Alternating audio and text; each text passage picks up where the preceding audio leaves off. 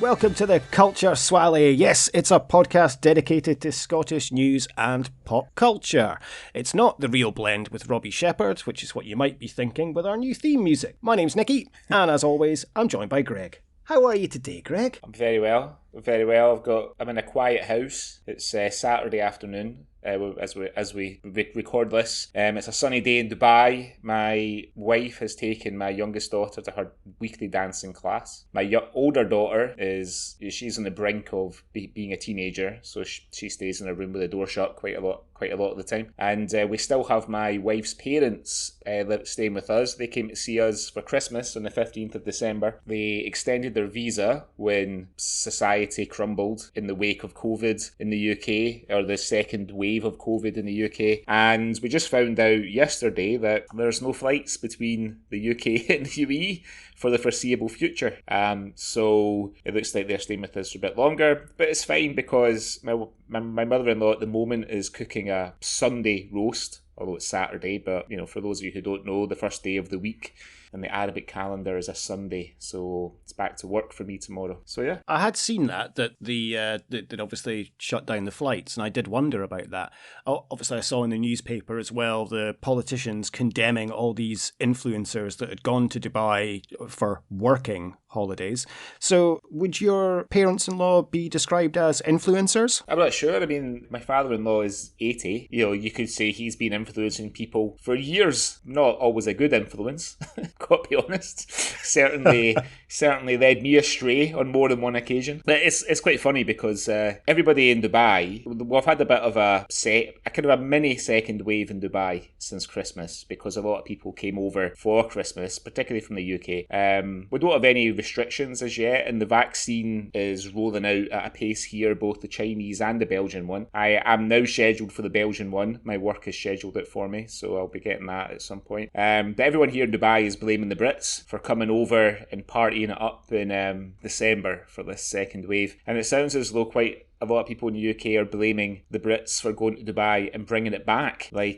So who knows? Who knows who's to blame? All I know is the pubs are still open here and they're not in the UK. Yeah, I think that was always going to happen. I'm guilty. I went to Dubai for Christmas, but I had my COVID test before I went, and I had my COVID test before I came back. All clear. I've been fine. I'm not aware that I've spread anything, and I made sure I isolated when I came back as well, even though I didn't have to. So, but yeah, it was always going to happen with the amount of people that were going there and coming back, and with travel, yeah, it's going to spread. But you didn't exactly you weren't exactly all over the place when you came. I know you were at your sister's for most of the time. You came over to see us one day for a bite to eat and a few beers. But apart from that, you were pretty quiet, right? Yeah, we were quite careful. I think we did limit who we saw because not so much for us spreading, but we didn't want to potentially catch anything anyway either, because then it would have kind of screwed up being able to come back. So yeah, exactly. Didn't want to do that. Anyway, never mind. So that's the latest goings on then. That's the latest goings on 2 weeks ago by the time you listen to this podcast.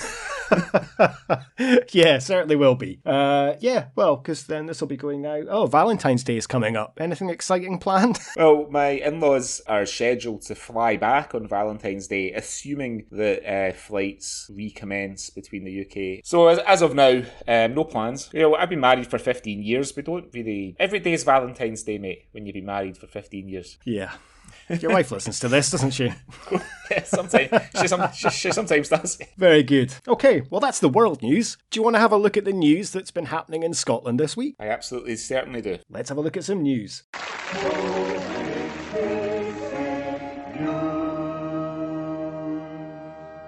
Hello, this is the Outer Hebrides Broadcasting Corporation, and here is what's been going on in the news. So, what have you seen from back home that has caught your eye this week, Greg? Right, well, so I took a bit of a leaf out of your book this week. So last time you had one of our sort of Swally-centric stories about your man accidentally on purpose bashing up some teenagers, and then a nice story about the guy from Aberdeen who's opened the Scottish food restaurant in Thailand. So I've gone with a nice story for my second story because my first story, pretty unpleasant, I think. I think it's quite funny, to be honest, but I think some people of a more sensitive disposition might find it a bit unpleasant. So I found it on Glasgow Live, which is an online Glasgow news forum. The headline reads, Glasgow mum horrified after buying suicide joke game for son, 5 years old, from Home Bargains toy aisle. So this is Jamie Lee Stewart, a young lady from Glasgow. She allowed her son to pick up a toy from the kids section in Home Bargains, but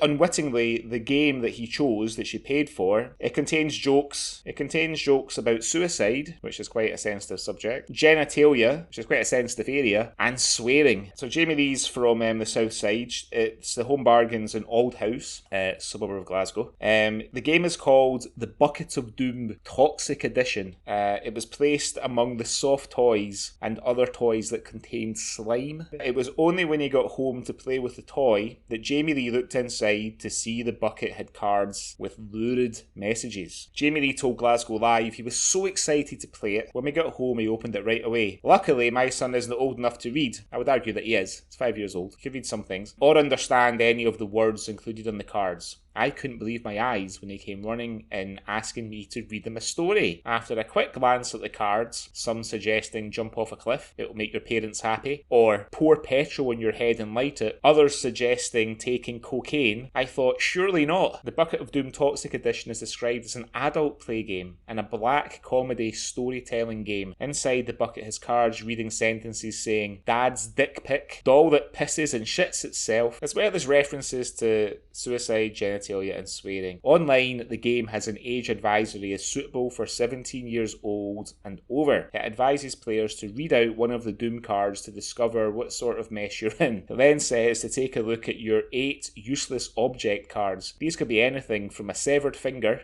other objects or body parts, and celebrities. Jamie Lee added, my first thought was, why on earth was this displayed in a baby and toddler section? But the more I looked at the vile things that these cards suggested, the more traumatic they became. With child suicide at its highest right now, so Jamie Lee's a statistician as well as being a young mother from Aldhouse, I certainly don't think a game like this should be on the shelves. It's absolutely disgusting how this is past reading standards. Jamie Lee said, these cards are just vile. Yes, possibly it's okay as an over 18s game, but to have it displayed in the children's section and then have the audacity to say it's suitable for 17-year-olds is beyond me, because that year between 17 and 18, obviously, we just mature right up, don't we? Personally, even if this was advertised in an adult section, it's not something I think is suitable for a 17-year-old. I just hope no teenagers with mental health, it just says mental health, I hope no teenagers with mental health have bought this game. But we've all got mental health. I think it means mental health issues. Even the staff thought it was just a slime game. The cashier said when I was buying it, oh, you're brave, that slime gets everywhere. I'm lost for words. It should be removed from the shelves altogether and the age restriction needs to be reconsidered. Glasgow Live put the story and the pictures to a representative of Home Bargains, but they declined to comment. A spokeswoman for Big Potato, who's the company that make the Bucket of Doom game, told Glasgow Live, at Big Potato, we specialise in games that are easy to pick up and hard to put down. We've got adult games, family games and kids games. Our 17 years plus adult party game Bucket of Doom is definitely not one of the latter. We're more than happy to suggest something more age appropriate. There's some pictures of some of the cards here. One of the cards says, the Grim Reaper appears. Oh, I think it says, kill yourself in the most elaborate way possible. Oh no, I can't do that, because it says, I'll let you live. There's a card that just says, weasel shits coffee. My mind is boggling, I've no idea. Does this say, you try some, cock growing big wonder cream. Cock grow big wonder cream that you bought off the internet. You wake up in the morning with a penis bigger than you. You're trying to perform a blowjob on yourself when your back pops and you're stuck in that position. You hear a key turn. Mum's home. I think Jamie Lee is perhaps feeling a bit guilty about not checking the game out properly before she paid for it, and is deflecting by giving Home Bargains a hard time for putting it next to the slime toys like Ecto 1 and the real Ghostbusters. What do you think? I've looked this up, this Bucket of Doom Toxic Edition, and I agree, it looks like a bucket of slime. And I can see how a mistake was made. It does clearly say on the front 17 plus. Yep. And maybe Jamie thought it was 17 plus pieces of slime or something. When you turn the back, it does say the death dodging party game is back. So maybe just pay a bit more attention. Yeah. I bet her son was gutted because he would have been the most popular kid at school if he'd gone in with this game. Possibly. I mean, I'm looking at the front of it now. It says Bucket of Doom Toxic Edition. It's got a skull and crossbones, sort of classic pirate logo in the front, although the cross is kind of winking and wearing what appears to be a gas mask. It says Bucket of Doom Toxic Edition, now with evil stench of doom forfeit smell. So, you know, even if you miss the age restriction on the game, forfeit smell, you know, a bucket of slime doesn't generally have the word forfeit on the front of it. Forfeit is with a game usually, right? Yeah, I would think so. I don't know.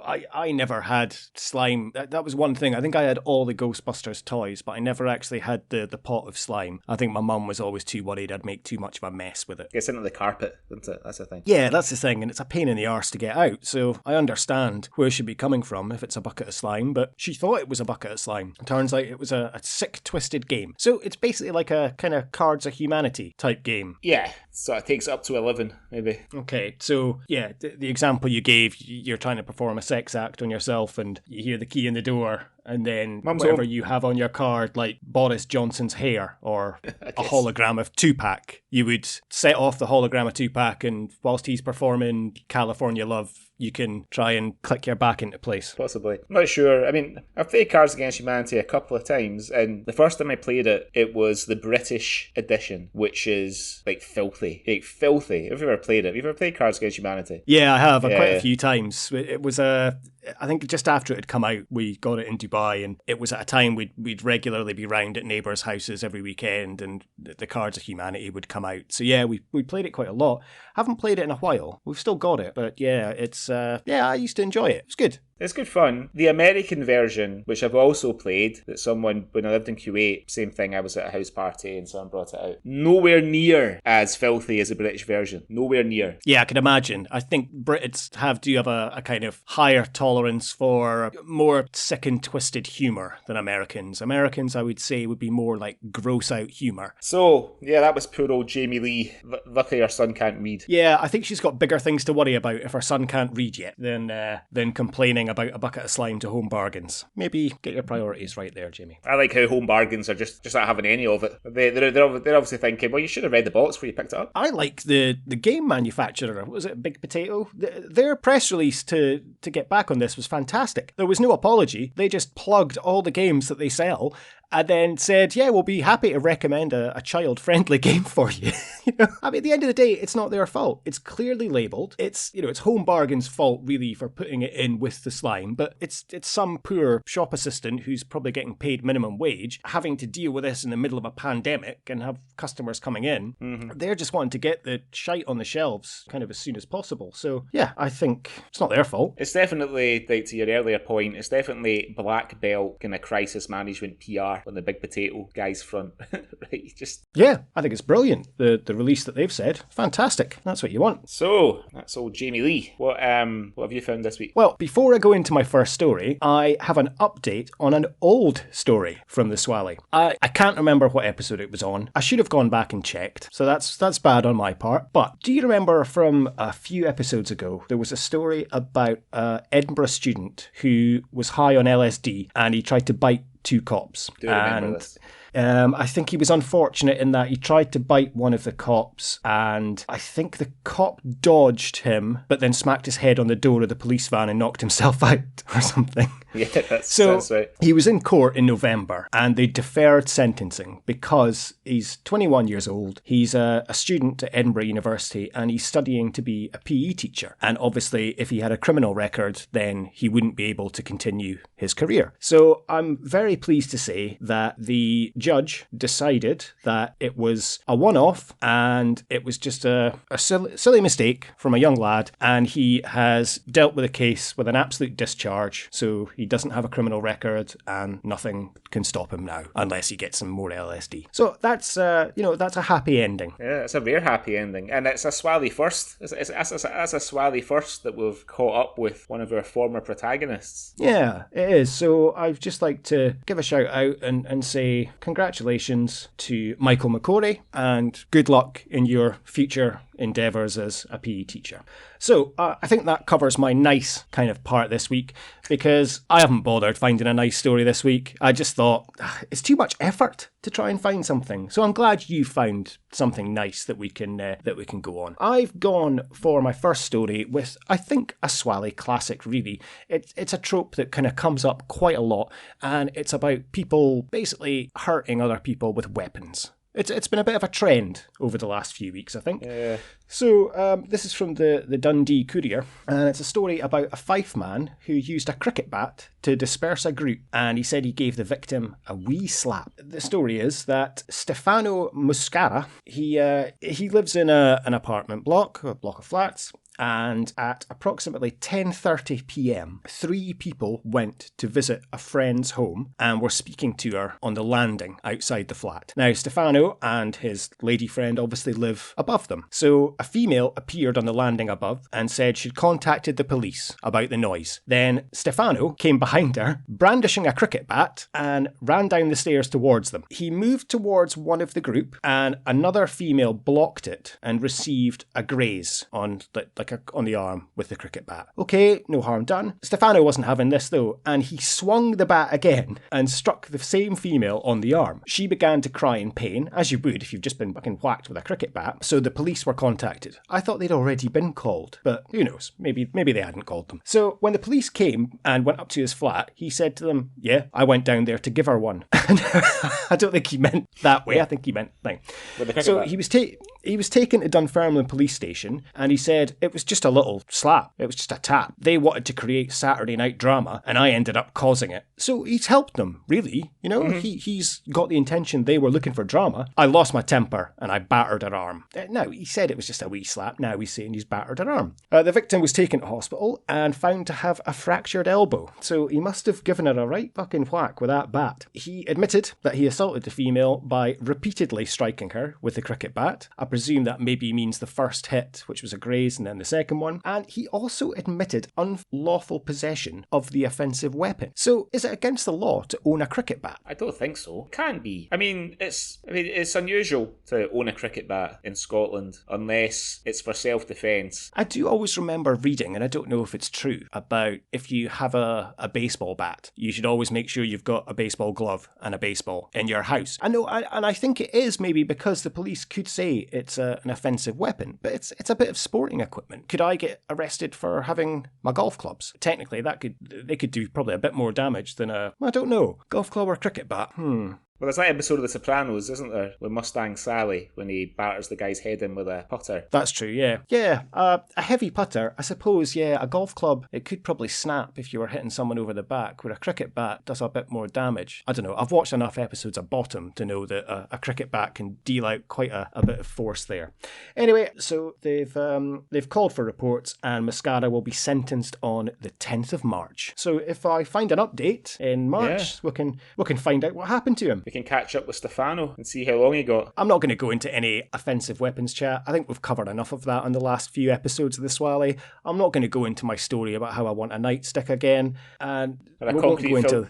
Or a concrete-filled baseball bat. Exactly. I think we've covered that. So let's lighten the mood. What's your good news story that you have for us today? So this story is from the Press and Journal, which we've had a couple of stories from the Press and Journal before, but if this is the first time that you've listened to the Swally, the Press and Journal is the local newspaper for Aberdeen and Aberdeenshire, also the Highlands and Moray. So this is from the northeast. This story. The headline reads, I'm a bit rough round the edges. Pastor of Northeast Biker Church challenges stereotypes and offers support to those in need. So there's a picture of Gordon Welsh. He has formed the Victory Biker Church in Scotland.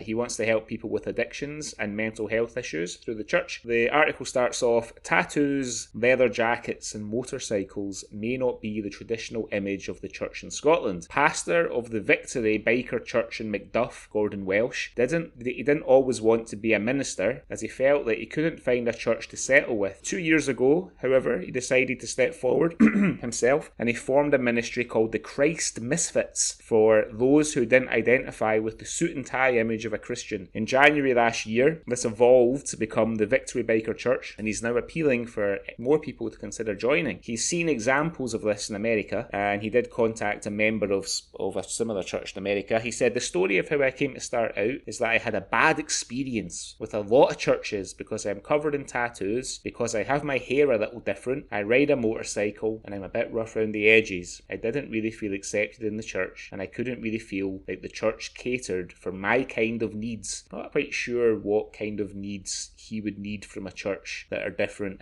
Maybe somewhere to park his motorbike. I went from church to church trying to find that, and I found that there was nobody that really catered for the bikers, the rockers, the punks, the goths, or even anybody that was slightly different. The small congregation in Macduff is made up of 7 members, with the youngest being 18 and the oldest is 70 years old. It's a non-denominational church. It offers, and insert quotation marks, an environment free of judgment. It challenges stereotypes of Christians and bikers, and it provides a voice for people who maybe can't speak up for themselves. Now, this was the line that kind of made me chuckle about this. The popular American drama, Sons of Anarchy, has been an obstacle for the church, but it has also drawn people towards the pastor. You know, I would, there's a wee interview here with Gordon. It says, "I'm covered in tattoos, and apart from preacher up the side of my arm, none of them are religious. The common question when you meet someone is, what do you do for a living? I say, I'm trained to be a hairdresser, which is what I do on the side of running the church. That raises questions because I don't look like a hairdresser either, and they'll ask if I've always done that. I'll say, well, actually, no. What I do on the side of that is that I'm a pastor. I always get the same answer back. Aye,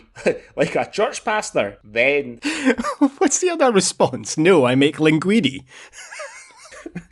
They'll then say, "I don't look like a minister." What I say to that is, well, 5 minutes ago, I didn't look like a hairdresser, but you've accepted that, so what's the problem with accepting a minister? The 26-year-old stressed that the church is not a motorcycle club. He said it's run by bikers, but it's not exclusive to bikers. We're not a motorcycle club by any manner of means. There's enough of them out there for people to enjoy. We cater for different people depending on who comes along, and we've got a range of ages and cultures. So he wants to sort of get involved in helping people that are battling addiction. If anyone's interested in joining Gordon's church, which you might be in these uncertain times, you can call 07759 in the UK, 637 066, or you can visit the Victory Biker Church Facebook page. So there's a wee plug for you, Gordon, and we wish you all the best. But yeah, he did make me laugh with that Sons of Anarchy. It's been an obstacle, Sons of Anarchy, but it's also drawn people toward the church as well. So it's a bit of a double-edged sword. I didn't mean to laugh during that. I'm sorry. It's a really nice story, and I think it's a very noble thing that he's going to be doing. And yeah, I think that's fantastic. I laughed. It was just the way you said it in terms of the church doesn't really cater for bikers, rockers, punks, goths. It's kind of like, I don't know. It's just like the Sharks and the Jets. They couldn't get a church. So where are they going to go to? They'll form their own church. I don't know. Why is Sons of Anarchy been an obstacle? Is everyone expecting their vests, or are people scared off by Charlie Hunnam? Or well, I mean, you and I have. I think. Well, you've watched Sons of Anarchy, right? I know I've watched it through. I haven't actually. I sat down to watch the first episode with my wife, and she didn't really enjoy it. She would. That's the annoying thing. I think she got a bit lost in some of the things they were saying. So it's one of those things. I'm going to have to watch it myself, and I just haven't had the time, if you know what I mean. And I really do want to, and it is quite high up on my list of stuff to watch. In fact, I think I might start that next for my solo watching pleasure, if that makes sense. He maybe feels that it hurts the church because Sons of Anarchy is about a motorcycle club in California who, as well as being a motorcycle club, they're very much a way of life for the members, but they're also like hardened criminals as well that fight with other motorcycle clubs. They sell weapons to like the mafia and things, and there's a lot of like internal motorcycle club politics between Ron Perlman and the aforementioned Charlie Hunnam. So good luck, Gordon. I hope maybe some of our listeners might get in touch with you on Facebook if they're looking for a bit of alternative salvation. Well, best of luck to the pastor, and I hope that he gets a a wonderful flock, and they can go and roam around and watch Sons of Anarchy box sets together after Songs of Praise. So what's your last story? I feel quite bad now, following up such a lovely story. You should really have went last. Yeah. I think in future we'll have to see if one of us has a nice story, then we end on that. Because I don't know about, I feel bad speaking about God and speaking about nice things like that. And then now I'm about to speak about a creep who filmed himself having sex with women's shoes in a shop. And I probably wouldn't have picked this, but the byline says, Jordan Clark also photographed his penis over bowls of soup and inside water bottles. And I couldn't let the story pass after seeing that. This creep filmed himself having sex with women's shoes in a shop, and he's been placed on the sex offenders register. Sicko Jordan Clark was branded a danger to women and children on Thursday. He had boasted online about how much fun he was going to have with the footwear. Over a 5-month period, he repeatedly filmed and photographed himself engaging in sex acts in the shoes in a shop in Johnston, Renfrewshire.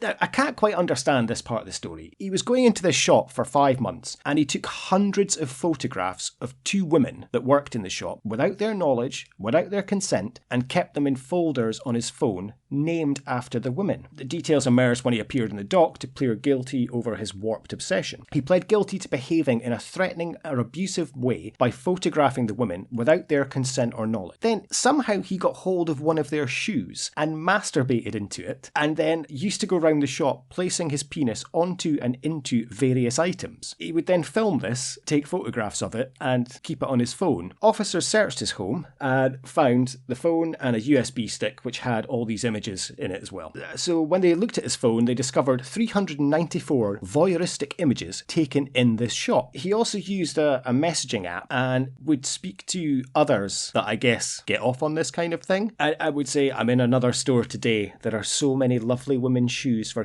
me to enjoy. LOL. Then he would take photos of the female staff bending down without, to reach into a cabinet. Then he would take pictures of his penis over bowls of soup and inside water bottles, and filmed himself masturbating onto women's shoes. When the women found out about this, they obviously had no idea this was happening, and they saw the images. They were shaking and very emotional, as I could imagine, could expect that. And she did confirm that some of the shoes in the clip belonged to her.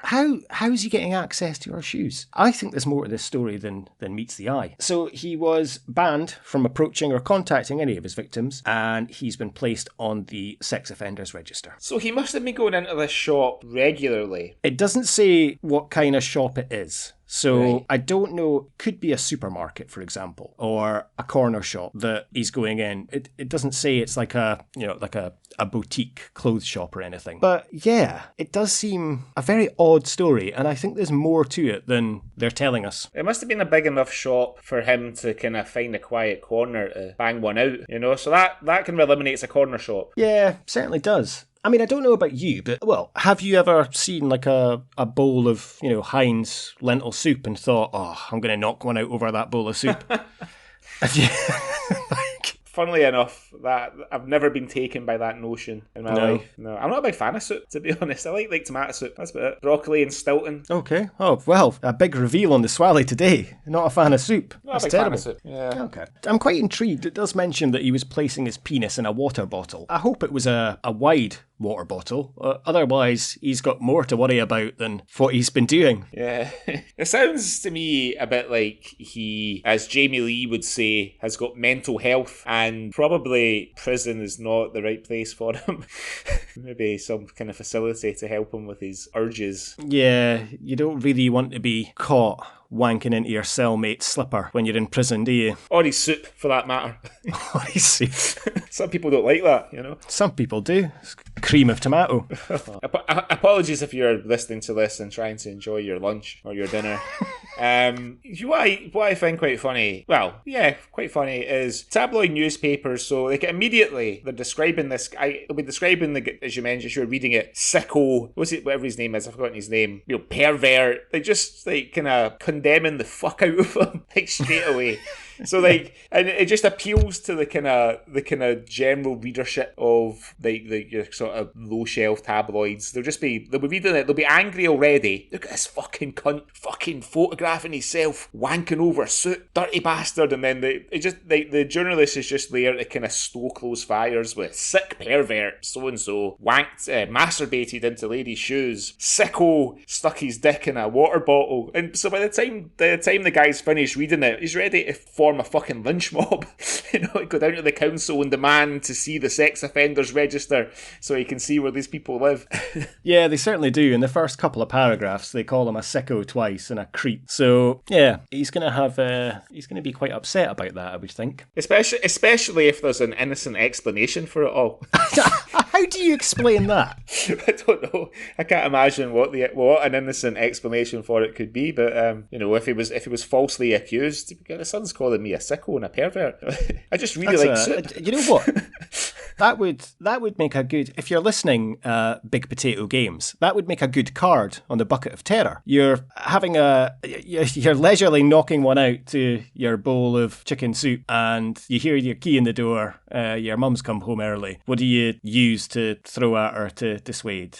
Is it the hologram of Tupac or your spoon or something? I don't know. I think probably his favourite choice of soup is cockaliki, right? Oh, that's a good one.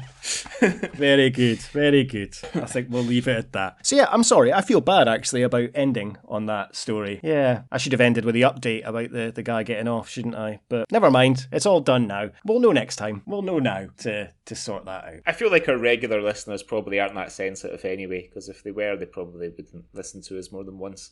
Yeah, I would imagine so. Okay, do you have anything else, or is that covered the news for this week? That's it. That's all she wrote. Okay, fantastic. All right, shall we delve into a little review then and have a look at a key piece of Scottish culture? Absolutely, and it was your choice this week, so why don't you introduce this week's bit of culture? It certainly was my choice, and I think it is quite fitting. We recorded the Shallow Grave episode, and I picked this as my choice for the next episode of the podcast. And unfortunately, in the week of recording, in between, one of the key cast members, Andy Gray, passed away after a long battle. I believe he had leukemia, and then I think it was a COVID-related incident that caused his death. So we were very sad to hear about the passing of Andy. So we're going to dedicate this episode to him and the review to him. And we will speak a lot about him whilst we're recording. But yes, so as you've possibly guessed, we are going to talk today about the Scottish sitcom City Lights. I know, it was fortuitous that, and I think it was the reason that you chose City Lights, the BBC. I mean, I'm not sure what the reason was. I think they were showing it on the BBC over Christmas, and as a result of it being on the TV, the whole first series was on the BBC iPlayer. Yeah, it was, and it was good because it's not been available anywhere else to find through any legal or even illegal means. It's very difficult to track down, so it was great to be able to watch this again. So, for those of you that might be unaware, City Lights was a Scottish sitcom that piloted in December 1984 and ran for 6 series from 1986 to 1991. BBC Scotland wanted to make a new sitcom, as there hadn't been anything set in Scotland for quite some time. It was written by Bob Black,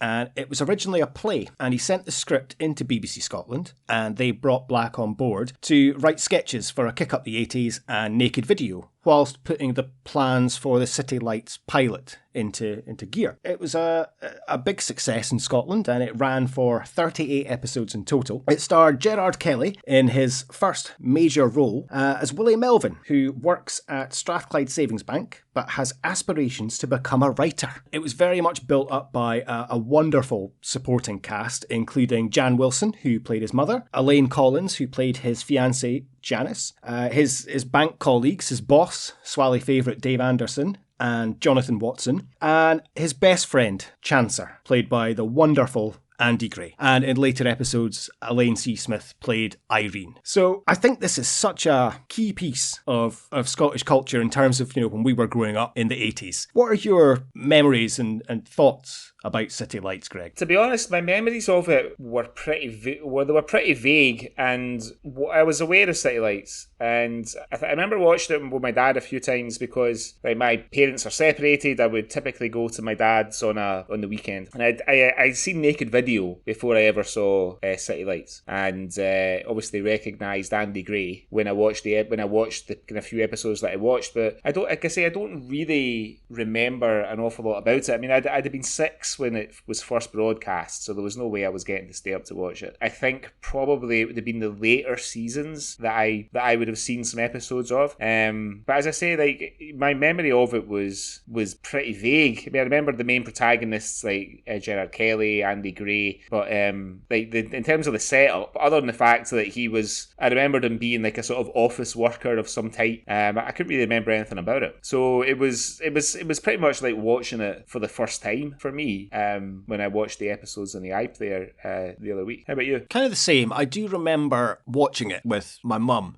So I definitely remember City Lights being on and being able to watch it. And, the main thing I remember about it. In fact, before I watched this again, I did sit down and kind of like, right, what do you remember about City Lights? What is it? If you were to describe it to someone, what would you say? And I kind of struggled, but I remembered it was about Gerard Kelly. I couldn't remember the character's name. And I remembered that he worked in a bank. And I remembered that the logo of the bank was a rip-off of TSB. I don't know how I remembered that, but I definitely, remembered that. Dave Anderson was his boss, and I remembered that he worked in the bank, but he wanted to do something else, but I couldn't remember what it was. I'd totally forgotten about him wanting to be a writer. I thought maybe it was an actor, but I think I'm mixing that up with An Actor's Life for Me with John Gordon Sinclair. Right. I would have remembered that Elaine C. Smith was in it, and I couldn't remember if she was his, girlfriend or his sister. I remembered that obviously this was where Pure Dead Brilliant So It Is came from, and I used to remember saying that catchphrase a lot when I was a kid. Yeah. And the main thing I remembered about it though is Andy Gray as Chancer. Yeah. And as a kid, I fucking loved Chancer, and I think it's just because he was a funny character, and he was kind of the wisecracker, and he was good. And I remember sitting with my mum and laughing like, oh, what's Chancer going to do this week? And it might have been because I know in later series he often wears like a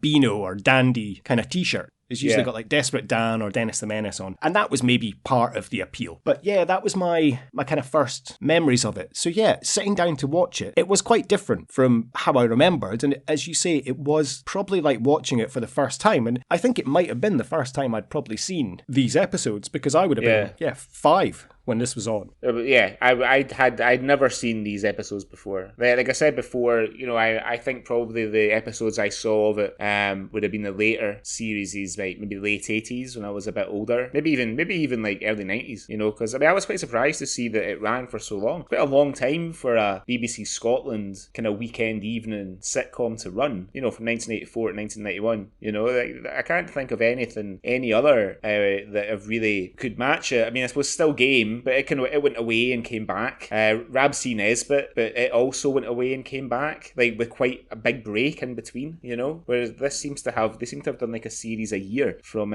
84 to 91. So, and I think it definitely evolved over the time. I mean, even in this one series, from the first episode to the last, you can see the evolution is taking shape. In that the first few episodes, it's very Willie centric, and okay, there's bit part characters, like Chancer and Tam, they come in for a bit. But as the series develops, they have more input. They're in it more, and it builds them up really well.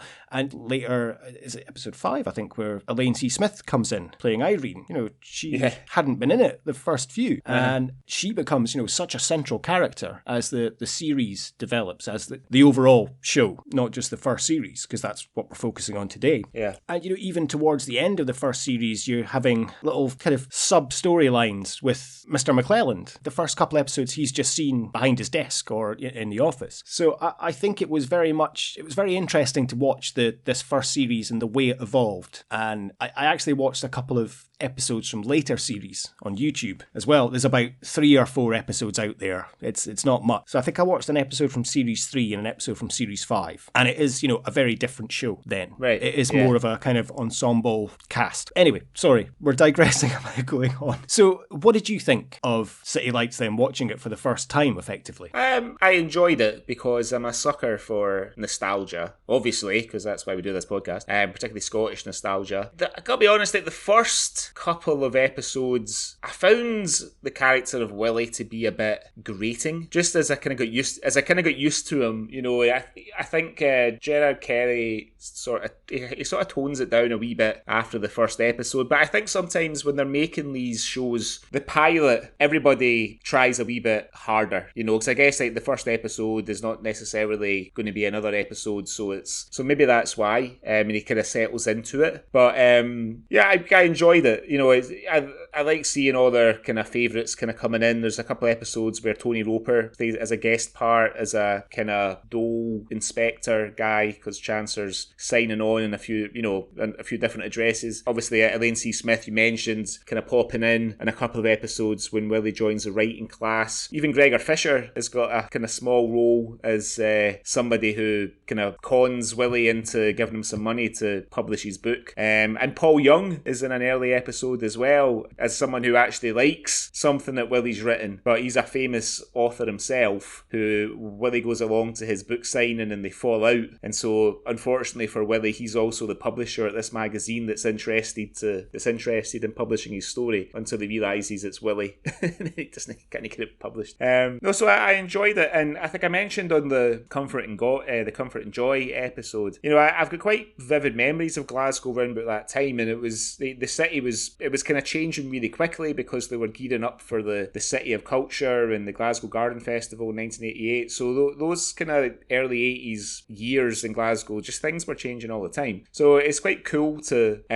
see it on screen as I remember some of these places being, because they're very different now. So yeah, I really enjoyed it. The other thing that I liked about it, and it's something that a lot of sitcoms don't do, is that there's story elements that run through multiple episodes, because like sometimes with sitcoms, they're like each episode's a bit self-contained. Like if you think about the Ramsey Nesbitt sitcom that's spun off of Naked Video, like the stories don't really connect. It's just like a story about Rab and the other guys doing X, Y, and Z, and then next episode. So there's storylines that run all the way through this from the beginning, obviously connected to Willie's desire to be a famous writer, and that daft hat that he wears that he thinks makes him look like a writer. I do like when he changes into his writing persona and he wears the hat and he starts smoking, and he's very much this is what writers do. I completely agree. I find the character of Willie to be a bit of a self-absorbed twat, and it made me think about Gerard Kelly. He was dearly missed. He's such a fantastic actor as well. And if you think about the last he was in a few episodes of Scotch and Rye that we did, but the main thing he was in was Killer that we reviewed. And he's obviously such a different character in that. I wasn't aware, I've never seen his role in Juliet Bravo, but I presume he would have been a bit more of a serious character as well. Yes, I'd imagine so. And of course, the other work that I know him for is EastEnders and Brookside, where he played like gangsters. So again, very serious characters. And then I think it's a shame for him in a way. One of the things he's probably most remembered for is playing Bunny in Extras. Yeah. And, he's in 2 episodes, but he steals the show. And Bunny is almost Willie turned up to 11. Yeah. And kind of, but more camp and hammed up. But yeah, Willie's he's not a nice guy, really. He's just very self-absorbed. He obviously doesn't care about his fiancée. He, still lives with his mum and treats her like dirt. He's just always looking out for himself. It's a running joke that he doesn't turn up to work until like 12 o'clock. He's always sort of just looking out for himself and not really helping anyone else. And I think that's what makes him the character he is, I suppose. But it's always got to be about him. And I think that's the first episode sums it up when he gets a story published in the magazine, and he finds out just before he's off to go to Brian's wedding, where he's the best man. And I did laugh out a lot at the wedding photos in that clip, where you just see Willie and he's got the story or the check in every single photo, and he's explaining to someone about the story. And then when they say that he forgot his best man speech, so he read the story out to the wedding audience. That sums up Willie in terms of the way that he is. But it's great. You know, he's got these aspirations, but he's 26 years old and he still lives at home with his mum. I read an opinion online that somebody kind of compares the character of Willie to Tony Hancock's character in Hancock's Half Hour, in the sense that they're both dreamers and they're very aspirational, but they kind of lack the fundamentals to kind of do what they really desire to do, to get to where they really want to be. They're constantly being undone by their friends, you know. So I think Tony Hancock had like Sid James and Kenneth Williams. Willie's got Chancer and Tam and Brian and Mr. McClelland, his boss, that kind of scupper either directly or indirectly everything he tries to do. But I suppose having a character like that as the central focus on a sitcom, I suppose it doesn't necessarily have to be a likeable character. Basil Fawlty in Fawlty Towers isn't a particularly likeable character, yet you still kind of root for him, you know, and they'll say that in the same way that you still kind of root for Willie, as much as he's done something ridiculous and you're like, oh, for fuck's sake, Willie, mate, you still kind of want it to work out for him. You know, I think about the episode when he thinks that somebody's stolen his dad's ashes. It's like one of the later episodes, and the lengths he goes to, because he's had all the kind of down and outs in his house to get stories about what it's like to be living on the street in Glasgow. Like somebody's nicked his dad's urn, and it turns out his mum just took the urn on holiday with her in Millport.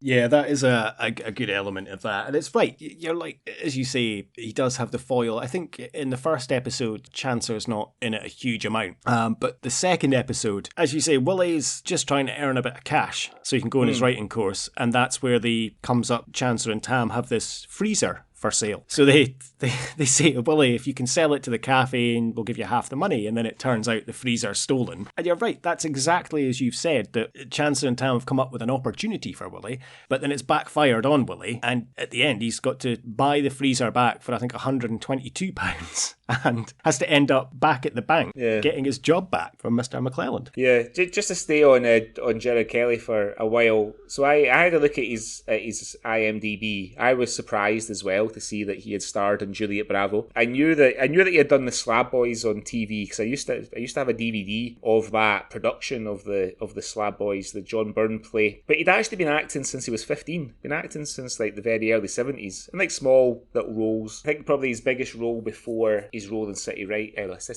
Lights was he was in a Scottish soap called The Camerons, which I've been attempting to look for on YouTube to see if there's any even little clips of it, because I'm always a bit interested in Scottish soaps for some reason. There's one called Garnock Way, which came out before Take the High Road, and quite a lot of the principal actors in Garnock Way ended up in Take the High Road. Never really caught on. But yeah, Gerard, he also had he had two parts in The Young Ones, like small parts. One part was he did the voice of a brush, and then he had another small walk-on role in the Demolition episode. He was in Metal Mickey. He did an episode of Metal Mickey, and as you say, I think the kind of curse at one point in the 90s for a lot of kind of working Scottish actors was that if you ended up on something like EastEnders, you had to play a villain. I don't think he's the only Scottish actor to have played like a dastardly character in EastEnders or Brookside. The other one that immediately springs to mind is Forbes Masson. Yes, Forbes Masson, sorry, who I obviously knew from The High Life, and then he turns up in EastEnders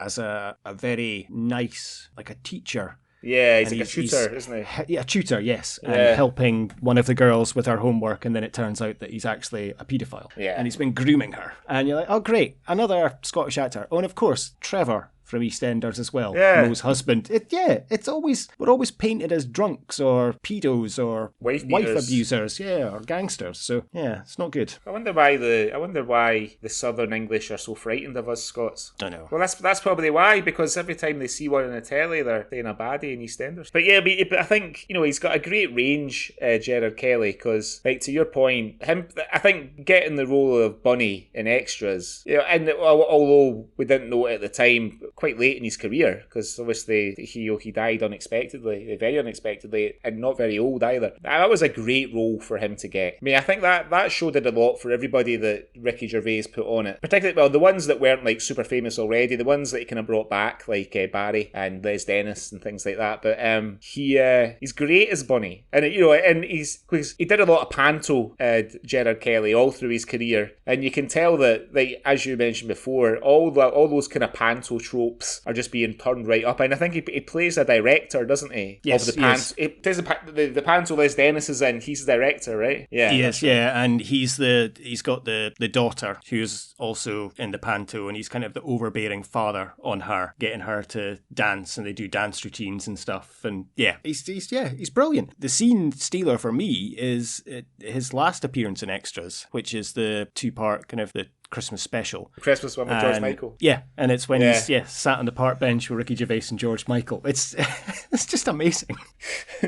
Yeah, I mean, but the thing is, the other surprising thing about City Lights is, we've mentioned that Gerard Kelly hadn't done like an awful lot of he hadn't done any starring roles before City Lights. Yeah, he's landed, like like you said before, all the first episodes focus on him. So he's, and it almost feels like the show has been built around him in a sense. But I read that Bob Black, the writer, like you mentioned it as well, he's traditionally a comedy writer, like writing sketches for Scotch and Rye, Naked Video. As far as I can see on his IMDb, this is the only sort of series that he's had. And I think he wrote it all the way to the end, right? He did, yeah. I mean, he wrote all of the series, and they had 2 live shows as well that they toured Scotland as stage shows, and he wrote the stage shows as well. Yeah, it'd be good to, I mean, I guess there's no footage of those exists, maybe in like private collectors' hands, maybe, or the theatres that it was in. But you mentioned it before. City Lights is quite a problematic name when you're searching online, because there's the Charlie Chaplin movie, probably the most famous use of City Lights. There's the Robson Green, kind of forgettable Robson Green show that I only remembered when you told me how difficult you'd found it finding information about City Lights online. Yeah. I never want to see that Robson Green and Mark Benton show ever. I've seen so many little thumbnails of it over the last week, and I never want to see it ever again. So did you know much about Elaine Collins, who plays Janice, before? I can't think of anything. I've seen her in anything. And she's done quite a lot, it turns out. But again, so almost like a second lead role. Hadn't done a huge amount before, and hasn't done like a huge amount after, apart from Mary and Peter Capaldi. No, I didn't, and as I say, I don't think I'd ever really seen the first series, probably, or maybe the second. She's only in the first 2 series. Okay. And then she's replaced, I think, Series 3. I mean, spoiler alert, I watched the first episode of Series 3, and that is actually their wedding day, and she does a runner and is never seen again. And I think in Series 4 and 5, Anne Bryson comes in as kind of Willie's love interest. She's probably best known for the Philadelphia adverts in the 90s. Do you remember there was like a blonde, bubbly woman with a squeaky voice and her dark-haired friend, and they would always have some sort of scrape about Philadelphia. Yeah. She was the dark-haired one, and she's in later series, because I did watch an episode from Series 5. But yeah, in terms of Elaine Collins, no, I didn't really recall anything else she'd been in. And she's great in it. Yeah, she's really good. And you do wonder, how on earth does she put up with Willie?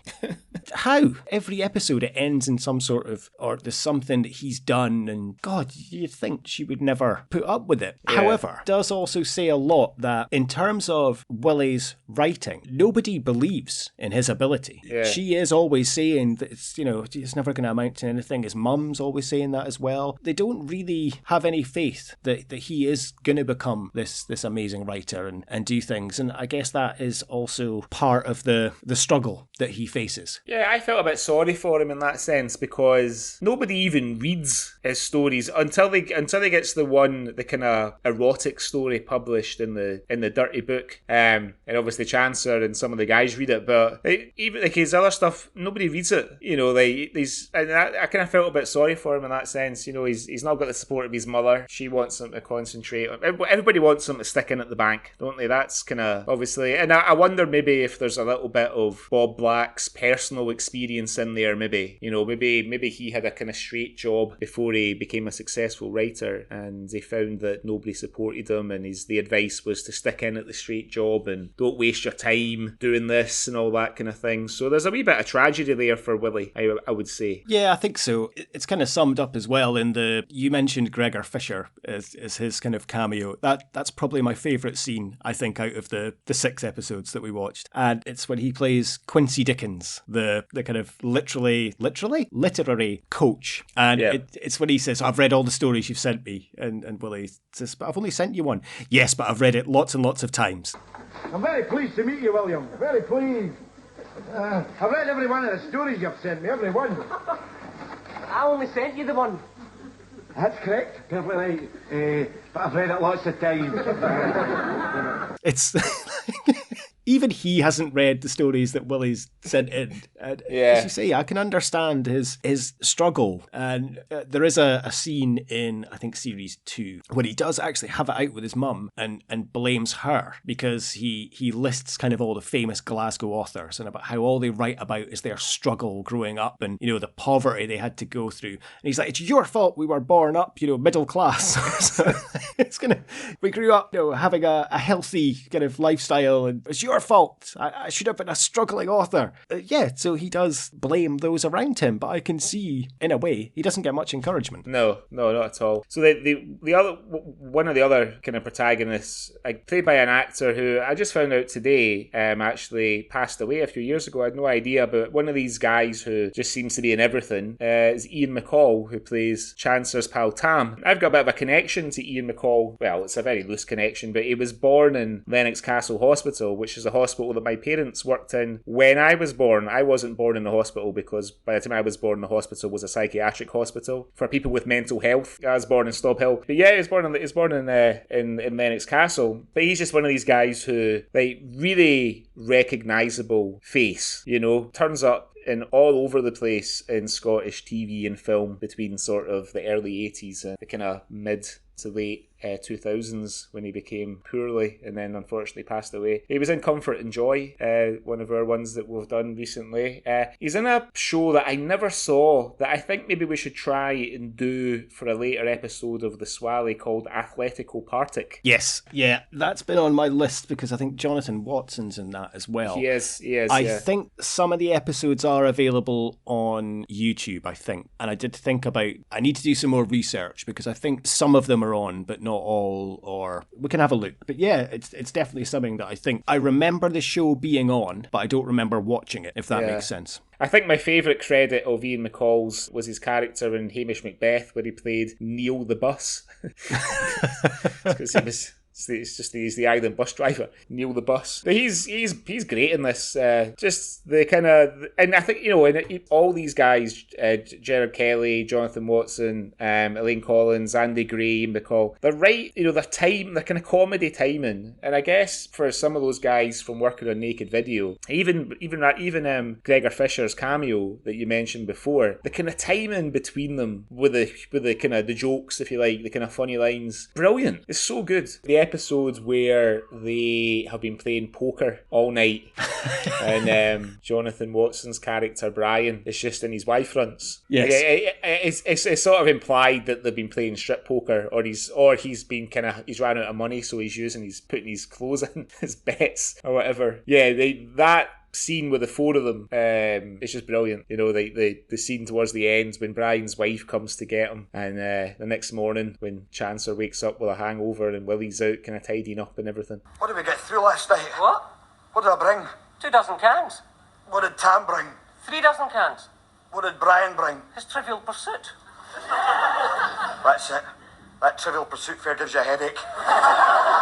And that was what was so good, that, as I said earlier, the kind of, as the episodes went on, they built up the cast. The first few episodes, you wouldn't have seen the four of them together in that situation. And I don't know if it was maybe about building up the characters in a logical way, or if it was just having the confidence in Bob Black's writing ability to be able to write a scene like that. Yeah. But yeah, that's, as you say, it's a great scene. And it's very funny when, Tam takes the 4 aces out from under his sleeve and finds a pound note. And he's back in. And then next, you just mentioned him, Jonathan Watson, who, between appearing in City Lights and going on to do what he did after, he seems to have kind of lost a fair bit of weight. You know what I think? I mean, he's got a bit of timber on him, and especially on his face in City Lights. Yeah, I think the moustache adds to it as well. Maybe, possibly, and yeah. it could be, maybe a bit of puppy fat, but yeah, it maybe at that time. I mean, he has gone on to have a great kind of career as well. Yeah. Done very well. And yeah, he's definitely, it's very funny seeing him. He does look young, but then also doesn't seem to have aged that much either. No, it doesn't. Because, you know, I still watch Two Doors Down, so I see him regularly, and yeah, he doesn't seem to have aged that much. Doesn't at all. Like, you see him in, well, it's just finished, isn't it? But obviously every year he was doing No Name Excuse on Hogbenay in Scotland. He's in Bob's Servant. Yes. You know, as well, Two Doors Down, as you mentioned before. He's got a part in Filth as well, a small part as a uniform. He's credited as a uniformed policeman, so it must be a fucking really small part. But yeah, I admit, he's one of the ones, him and Andy Gray are the ones that I really remember, like, distinct sketches of Naked Video with. I mean, obviously, I remember Gregor Fisher doing Rabsy Nesbitt in Naked Video and the Baldy Man, but I couldn't tell you any other kind of characters, regular appearing characters, or just one-off characters that he did Naked Video. But Jonathan Watson and Andy Gray are just the stars of that sketch show for me. So you know, and I think as well, obviously all these guys know each other well, you know, probably working in different things with each other for years. So again, comes back to that kind of chemistry and timing that they all have. And then you got Dave Anderson, who must be fucking probably has worked with everybody everybody who's ever acted in Scotland between the sort of 60s and the 2020s. Dave Anderson's probably appeared in something with them, you know what I mean? To speak about Mr. McClelland, I had forgotten what a lech he is. I'd forgotten there was that edge to his character in terms of, you know, he's very cheating on his wife. Yeah, I'd forgotten he was such a kind of sleaze in a way. But yeah, he's a great character as well. Very funny. And I guess it's the moustache and kind of the hair. Reminds me a lot of like Willie Miller. Kind of just the... Yeah, I think it's the moustache and the hair and just the stature and maybe even the way he talks as well. You know, he does talk a little bit like Willie Miller does. So I couldn't get that out of my head for a few times, but it was wonderful to see him, and he is great as well. He's got some very good like one-liners, and he's very funny as, you know, kind of Willie's foil at work a lot of the time. And Willie's, I think it's when he's living with Chancer and he's not able to use the hot water in the flat for fear of getting his fucking coupon panned in. And he's shaving, and Mr. McClelland just appears behind him out of nowhere. Again, the comic timing, and he's just, you know, this is a Turkish bath. It's a bank. It's wonderful. Then he goes back to his desk and turns on his electric razors. Yeah. I mean, they put that character to a T in even the pilot episode where he's kind of the second time you meet him, he's sitting on his desk with his feet up reading The Sun, and then the door goes and he throws The Sun away and picks up the Financial Times. And that sums up his character, I think. Yeah, I mean, he's so good. He's so dry, you know, in his delivery and his humour. I had to look at his IMDb like in detail, because I think this is the first time that reviewed anything that he's had such a big part in. You know, he's had like small parts in some of the other things we've done, like Just a Boy's Game, Gregory's Girl, Orphans. But I mean, he did 3 roles in very early Doctor Who when it was still black and white. He was in he had a part in the Avengers with Patrick McNee and Diana Rigg. He's in Softly Softly, which is sort of classic police procedural programme in the UK. He's got a part in Local Hero, like another Bill Forsyth movie. Soldier, he got a part in that. Monarch of the Glen. Still there's the Robson Green connection. Yeah, exactly. But one of the most interesting things I found out about Dave Anderson is he used to run his own martial arts school in London. Wow. So he is, not only is he a prolific actor, but he's also a bit handy as well, it sounds like. Cobra Kai Dave Anderson. Yeah. Cobra Kai in Glasgow, can you imagine it? That'd be wonderful. Oh, I never knew that. That's a wonderful little fact about Dave. But I guess we'll do the Taggart tally later, but he's got 4 Taggarts under his belt, Dave Anderson. 4. including the one that he did with Alex Norton before, when Alex Norton was just a one-off character in an early serial of it before he became the kind of lead actor on it. But yeah, as you say, he's a brilliant foil to Willie in this, and you can tell that he doesn't really run the bank, beyond either approving or turning people down for loans.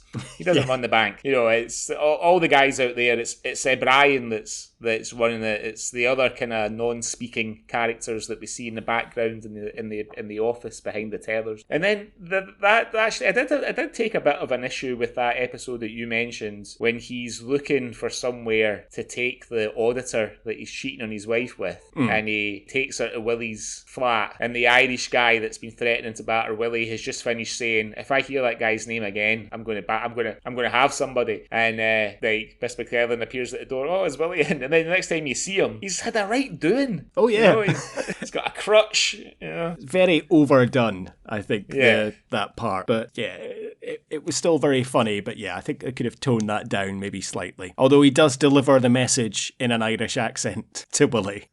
He does. Again, before we get to Andy Gray, the other actress who she's a bit like the female Dave Anderson in a sense, is Jan Wilson, who plays Willie's mum. Yeah, she's another one. She's another one that's been acting for years. And I found something out today. So you remember you and I were talking about a few episodes ago. We were talking about Bad Boys with Freddie Bordley. Yes. And, there's another Bad Boys series with Ashley Jensen in it. There's like sort of female-led thing. I think it's a comedy, but Jan Wilson appeared in that. Have a look it up. Andy Gray played a part, I think, in an episode of it too. So, because I immediately, when I saw it, I just assumed it was the Freddie Bordley two-hander. What was the other guy called? Carl Howman. Yeah.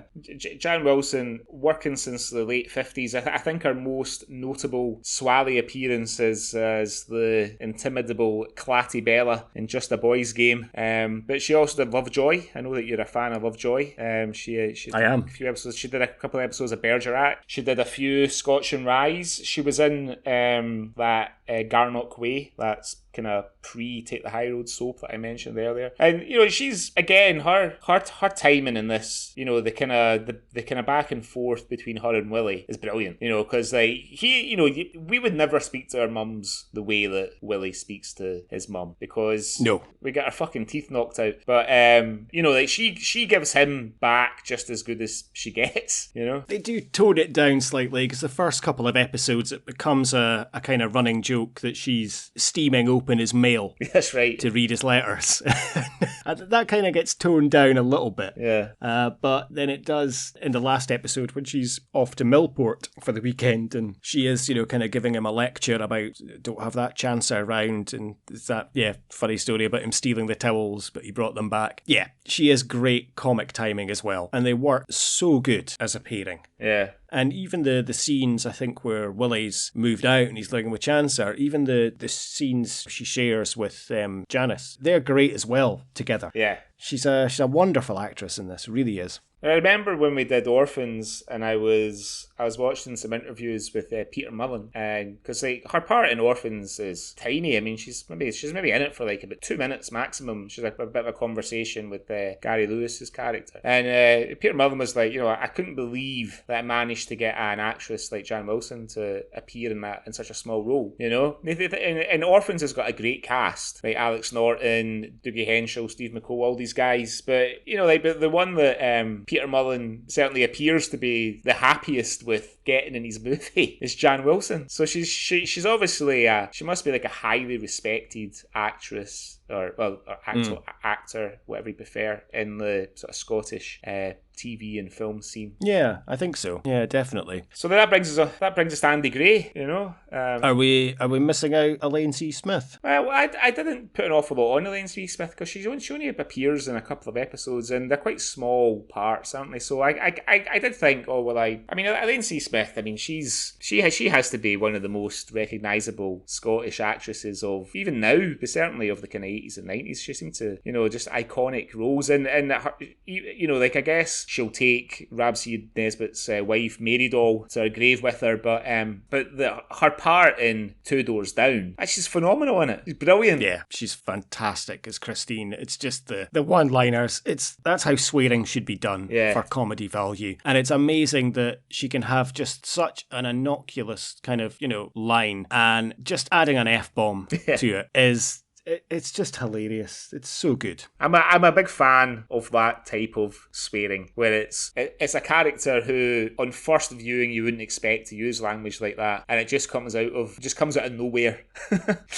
And to your point, she is brilliant at delivering it, because she doesn't swear all the time. She's not like a sweary character in the show. There's just loads of scenes where she doesn't swear at all, and then it'll just be something at a really unexpected moment where she just drops the old F-bomb on all the characters. She's a brilliant actress, Elaine C. Smith. She is responsible really for, well, not responsible, but it's her catchphrase in City Lights that I remembered, before I watched it, of the pure dead brilliant, so it is.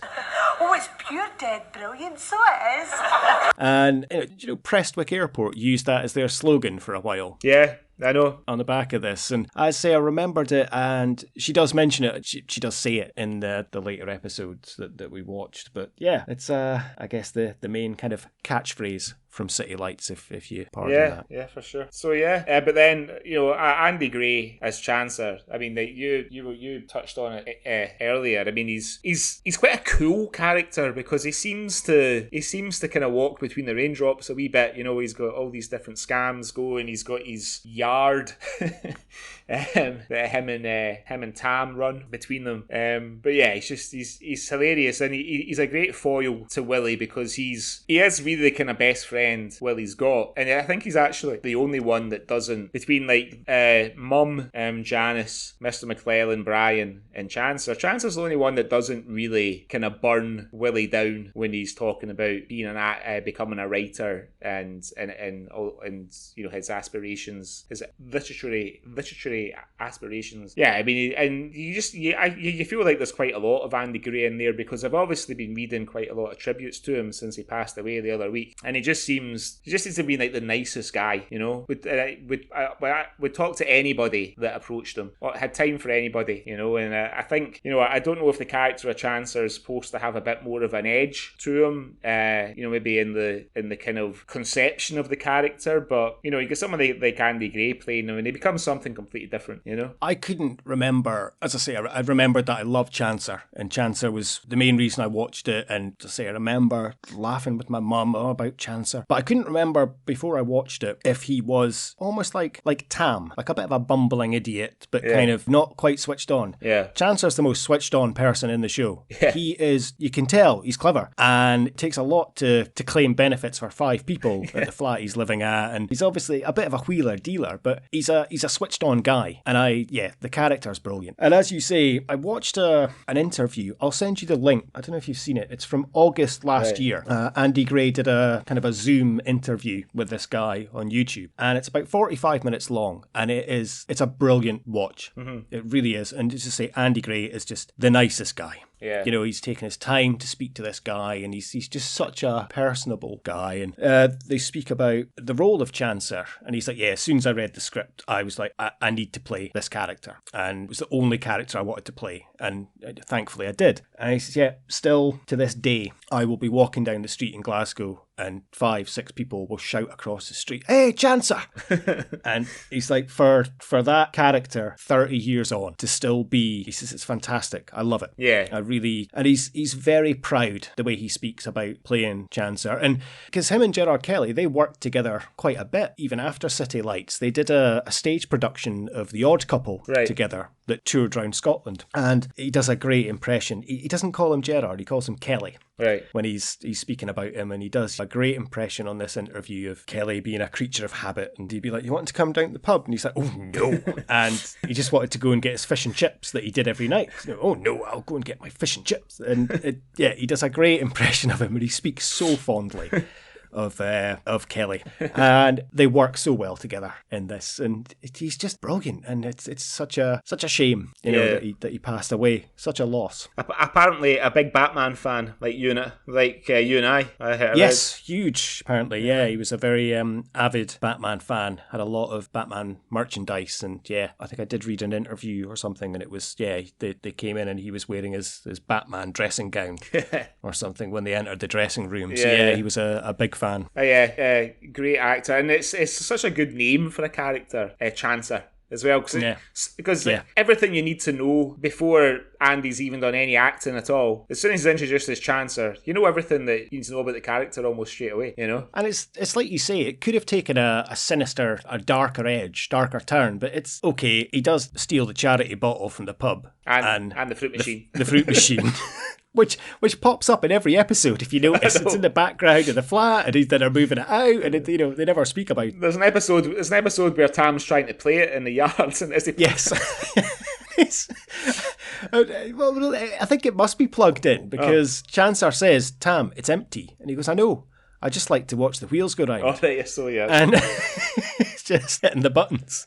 But it's okay, stealing the charity bottle from the pub and the fruit machine is pretty bad, but it's kind of light-hearted, played upon benefit fraud, kind of, I guess in the same humour that Rabsy Nesbitt is. Yeah, you know, sure. It's kind of light-hearted, it's nothing bad, he's never going to hurt anyone. He's a lovable rogue, is the character Chancer. And as I say, I think it says a lot that 30 years later, people will still shout at the street that to him. I don't think people would shout, "Willie," to Gerard Kelly if he was still around. And I'm pretty sure Jonathan Watson doesn't get Brian shouted at him. Sure he doesn't. A huge amount. So maybe Dave Anderson gets Mr. McClelland, though. Or Gregory's dad, or one of the myriad of roles that he's played over the years. So yeah, it was, I mean, I guess it was kind of good timing. Well, not good timing. For fortuitous timing that you chose City Lights, and then obviously to read that Andy Gray had kind of passed away the week after. I think it was a couple of days after we recorded Shallow Grave. At least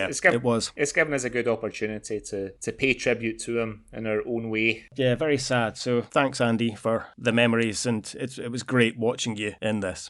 In terms of Willie, and he does get a couple of stories published, especially in the adult magazine and stuff. Have you ever been a published author? Have you ever had anything published and been paid for it? I did have some things published when I was a student, but I didn't get paid for them. So I did a couple of articles for the student kind of newspaper at Aberdeen College in the mid-90s. One of them was about the kids' summer soccer camps that Pataudry were putting on one year. So they took us down to Pataudry. I got a tour of the ground, saw the famous door that Terry Butcher kicked a hole in when he got sent off. That they may have changed it now, but this was about 1996, and they kind of held on to it for posterity. What do you call it? Posterity, you say? Posterity. Yeah. So yeah, I got that published. I got something in the Scottish Licensed Trade News. As a kind of intern freelance thing, which I never get paid for either. But other than that, no. I've self-published a few blog posts online. That's about as close as I've got. What about you?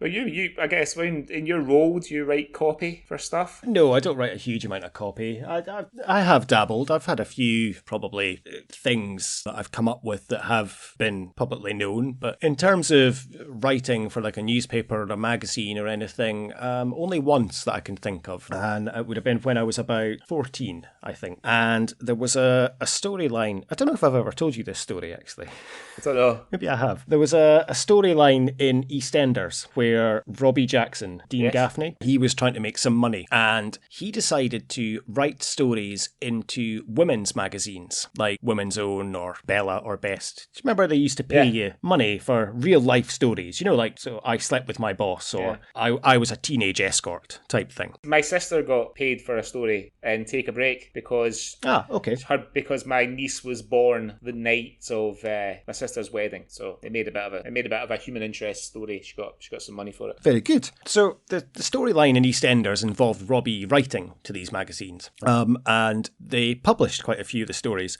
But of course, he had to put a different name because he couldn't put Robbie Jackson, so he put like Roberta de Plume or something. And of course, they sent him checks for money, and he couldn't cash the checks because they weren't in his name. So hilarity ensued. So I watched this and I thought, hold on, my name's Nicky. I've got a girl's name.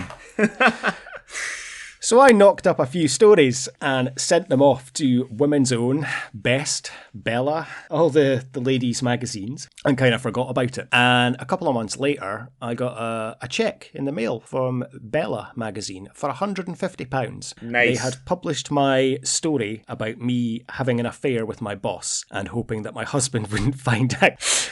Now, I then had to obviously explain to my family why I was £150 richer and was getting mail from Bella magazine. Well, how old were you, did you say? What age were you? About 13 or 14. So, and of course they're like, well, what was the story about? And I couldn't remember like all the details, but I was like, I'm sure it was about I was having an affair with my boss and my husband wouldn't find out. And they're like, how did you come up with this? And I was like, I don't know. I just came up. I probably just read some other stories and just took bits from various places. So yeah, check came to Nicky Kemp and yeah, £150 richer. Woohoo. I wish I'd thought of that back in those days. My mum used to get, I could have done that, I think, but I'd had to have used my mum's name or my sister's name, maybe. Well done, so you can't do that stuff nowadays, I don't think. No. Fucking unfortunately. Revelations on the Swally. I hope no former editors of Bella are listening. Well, I think enough time has probably passed now, and I've moved country a couple of times, so I don't think they'll be catching up with me. Yeah, but yeah, that was Willie getting his story published in Men's World or something. Kind of reminded me of that, and thought, oh god, yeah, I'll have to share that story in the Swally. Wait, when I was at school in high school, like the last couple of years, there was a school newspaper called The Quartet, and me and my friend Brendan, who I know listens to the Swally sometimes, we did a kind of fake agony ants page in the Quartet where we would pretend to be one of our peers at school, and we would like make up something. It would be obvious who it was about if you knew the person. So like there was one guy called Paul Massey who got his nipple pierced in the last year at school. Quite like, you know, I've since known quite a few guys over the years that have had their nipples pierced, but back then at school we were like, fucking hell. So we wrote but what we would do is we would answer the kind of problem as a celebrity. So sometimes we might do like Mr. T, or sometimes we would do Mike Reid off EastEnders, or Jimmy Savile, before we knew what we know now, and just sort of answer the problem. And it was really just for our own amusement. And it got published in the sense that it got printed off in the kind of copy room and handed out around the school. So yeah, it was good fun. I've still got a couple of that I saved, which I didn't even realise that I had until I was moving to Kuwait, and I found them amongst some things in my loft. So the next time I'm home in Glasgow and I'm checking out our house, I'll maybe go up in the loft and dig them out. Yeah, you can read some out to us on the Swally. Swally, yeah. So should we do the categories for City Lights? Yeah. Now there's a few. I was kind of struggling with a few. Let's go through. I have got an answer for most of them. So yeah, let's go through and see. Okay, so the first one then, archetypal Scottish moment. What did you have for that? I struggled a bit with this because there are quite a lot, and it was trying to pick what strikes to me the most. That's Scotland. And it was a scene we actually spoke about earlier, and it was the card game at Willie's mum's house. And it's because on the table there is a can of McEwan's Lager, there's a can of Tartan Special, there's a can of Kestrel, and there's a can... Yeah, Kestrel, yeah. And there's a can of Tennant's Lager with the lady on the back. And of course, Tam has his shirt open, and he's got a tattoo of bagpipes on his chest. And that for me, it was either that or the Willie's mum going to Millport. Yeah.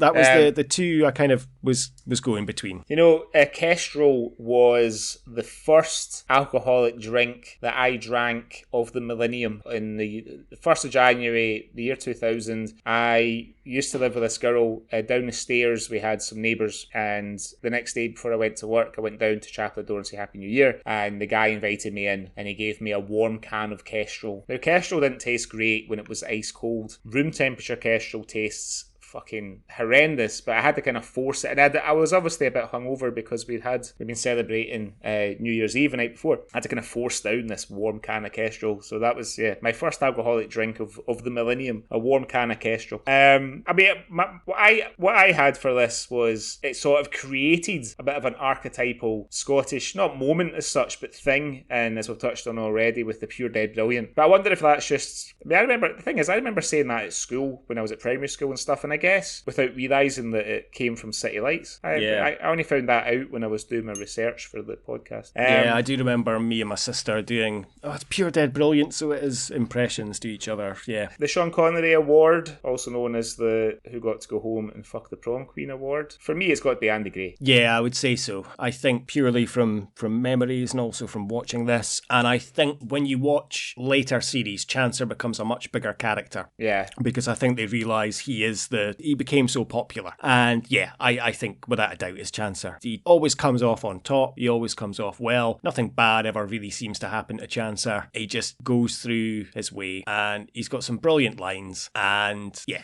definitely. I would agree with you 100% on that. James Cosmo Award for being in... I mean, when we come to do something that James Cosmo's in, it's going to be difficult to hand this out. I sort of split this between Dave Anderson and Jan Wilson, but I don't know if Dave's maybe got a bit of an edge on Jan. Oh, maybe. I would say probably it would have to be, between the two. I mean, Gregor Fisher could be up with a... He could be up there as well. Yeah. Yeah, I think it would have to be between Dave Anderson and Jan Wilson, I think, without a doubt. I didn't give anybody the swearing award because there's not really any kind of proper swearing, really. No, there's not. There's not at all. There's no gratuitous nudity, so we can't give anybody the Hugh McGregor award this week. I beg to differ. Oh, there is. When Willie goes into W.H. Smith's to buy the men's magazine, and he reaches up and there is a clear pair of boobs on the front cover of the magazine of a copy of Men's World. I'll take a screenshot. Actually, no, you're not allowed that on Instagram. No. We can blur out the nipples. There is a clear pair of jugs on display on the front cover of Men's World in W.H. Smith, because I was like, there's no swearing, so I can't give out that award. And then I thought, there's no nudity either. But then I saw that and thought, bingo. That's the... It actually reminds me of, I can remember, do you remember when like Sky had the Granada television channel and they used to show like old Granada programs, and they would have something on like, say, Coronation Street, for example, right? Like an episode of Coronation Street from like the 70s or the 80s, and there'd be somebody at the bar having a pint reading the paper, and in the back of the paper there would be like the page 3. Okay, yeah. And it was clearly in shot, sometimes for like a few seconds, until the camera switched. But I don't know if it was just maybe the actor thinking, this will be a laugh if nobody notices. Yeah. Or if it was just sort of, it's page 3. Do you know what I mean? It's anybody can look at it, I genuinely thought you were going to say that in like an old episode, they went into Rita's cabin, newsagents, and there was just a row of Scud mags on the top shelf. I genuinely thought that's where you were going with that story. Well, there might have been. And now you've mentioned it, there's quite a lot of old episodes of Coronation Street on YouTube. I might have to do a bit of... you see if Rita's got an episode of Shaven Ravers stuck on the top shelf. Because they didn't put them in plastic bags in those days, like apparently they do now. Not that I would know. Well, I think it went through a kind of... I'm not going to get into the evolution of porn bags, but it did go, because I was quite shocked to see that in City Lights, that the copy of it was Men's World was very much just a big pair of jugs on display. Then I think they then went into starring out the nipples on the front cover. When I was buying porn, anyway, that's what they did. And then after that, then they started putting them in bags that you could only see the title of the magazine. A thing, not like they do in the Middle East where they just put a black line through everything. Yeah. That was one of my favourite things ever that I saw in the 12 years I lived in Dubai. There was a copy of GQ in the supermarket, and it was Rihanna on the front cover, and the headline was "Rihanna will not be censored," and it was a photo of her in a bikini, and some customs officer had put black marker over her cleavage and over her bikini bottoms. It was just wonderful the way that was. She will not be censored. She will be by Dubai's decency laws, though. So anyway, sorry, we're going on to a porn kind of hub. Anyway, yes, that's that. Most Taggart appearances. So I kind of gave the game away in this earlier on. It is Dave Anderson with 4, but almost everybody has got quite a few. Gerard Kelly's actually got 2 Taggart appearances. He's the one with the one we reviewed him in for Killer, like the first Taggart serial, and then he's got one a bit later on in the run. Elaine Collins, who plays Janice, has got 2 Taggart appearances. Ian McCall, who plays Tam's, got 2 Taggart appearances. Jan Wilson's got 2. Andy Gray's got 1, but Jonathan Watson doesn't have any. Wow. I'm shocked at that. Yeah, because there was one. I think it was when James McPherson was the kind of lead actor in Taggart after Mark McManus died. There's one called Football Crazy, which I remember watching. I didn't really watch a lot of Taggart after Mark McManus came out of it after he passed away, but I remember watching that Football Crazy one. I was sure that Jonathan Watson was in that, but maybe it was Tony Roper, because I sometimes used to get them mixed up. Tony Roper, because there's a bit of a resemblance between them. I think slight resemblance, but yeah, I could see that actually. Yeah. Yep. The Jake McQuillan Your Tease Out Award for violent moments. It has to be Dave Anderson. You don't actually see it, but you see the aftermath of Dave Anderson getting a shoe in from the Irish lodger. Yeah, I think that has to be. There's not really anything else in terms of violence. No one really gets massively beaten up or anything. So yeah, I will agree with you on that. What was your favourite scene? I think I said earlier to spoil, but I think it has to be with Gregor Fisher as Quincy Dickens. I absolutely loved that scene. I think it's just it is quite overacting, but I really enjoyed that. Either that or the card game scene that they have. Just the interaction is great. I had the card game scene, and I had the reveal at the end when Mum reveals that she took the late Mr. McKelvin on holiday to Millport with her in her bag. I'll be honest, I didn't expect that actually.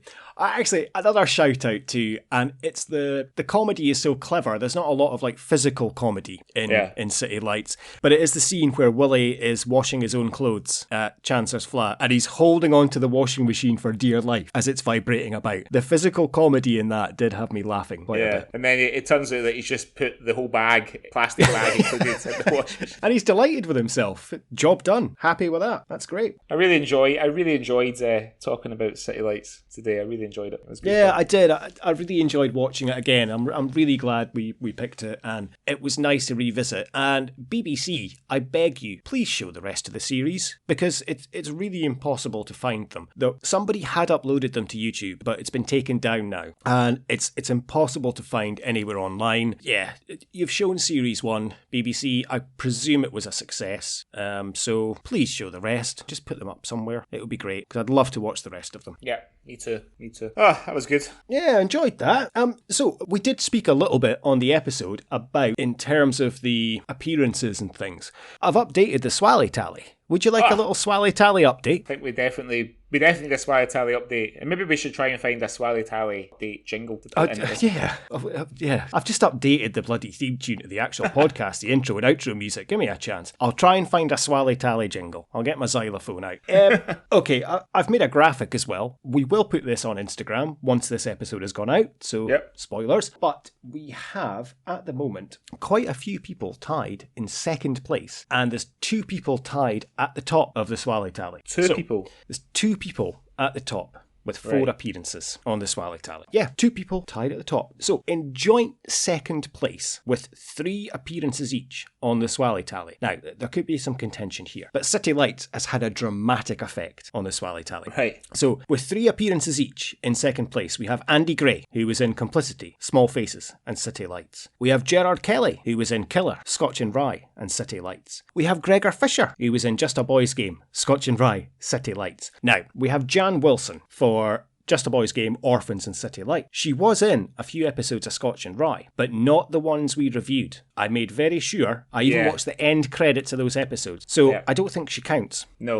I don't think we can cover that. We also have John Bett, who was in Gregory's Girl, Scotch and Rye, and Shallow Grave. Okay. A very bit part actor, but he pops up in a lot. And also on 3 appearances, we have Stephen McCall, a youngster, taking up the rear, if you will, with A Young Person's Guide to Becoming a Rock Star, Orphans and Complicity. And I think it will come as no surprise who is in top place with 4 appearances each. We obviously have Dave Anderson, who was in Gregory's Girl, Just a Boys Game, Orphans and City Lights, and Alex Norton, with his appearances in Gregory's Girl, Orphans, Complicity and Comfort and Joy. So, just to let you know, whatever we choose next on the Swally could have a big impact on the Swally tally. So I hope you're taking that into consideration when you're picking something next. Well, I have picked something. I'm trying to think if it will have an effect. I've gone Hollywood for the next episode. Oh. I've gone Hollywood. There might be some consternation whether it qualifies or not amongst our Swally Tally listeners, but it's an absolute favourite of mine. There's plenty of Scottish actors in it, and it's the 1986 classic Highlander, starring Christophe Lambert and, of course, Sean Connery. Now, obviously, on the Sean Connery episode, the tribute episode, we did say we will do Highlander at some point, and you've gone all out. You're going for it. I'm going for it. We decided on that episode, it's a Scottish film. It's called Highlander. It's got Sean Connery in it. It's got a lot of other Scottish actors in it. It's Scottish. Agreed. So we'll allow it. And any excuse to watch Highlander.